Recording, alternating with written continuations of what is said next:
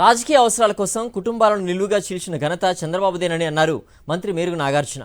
రాష్ట్రంలో పార్టీ అధ్యక్షులుగా ఉన్న ఇద్దరు మహిళలు చంద్రబాబుకు తొత్తులుగా మారారన్నారు. వారికి చంద్రబాబు పరిపాలించిన 14 ఏళ్లు కనిపించలేదా అని ప్రశ్నించారు మంత్రి.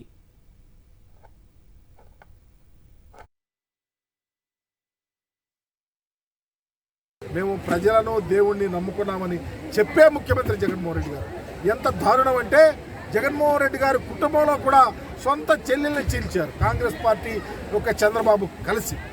ఈరోజు రాష్ట్రంలో ఇద్దరు మహిళలు ఈ రాష్ట్రంలో తిరుగుతూ ఉన్నారు.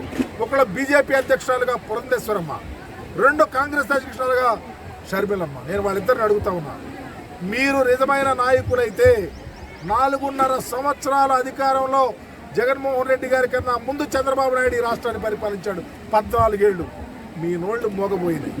4.5 సంవత్సరాల నుంచి ఇన్ని గొప్ప కార్యక్రమాలు జగన్మోహన్ రెడ్డి గారు చేస్తుంటే మీకు అవి కనపడలా.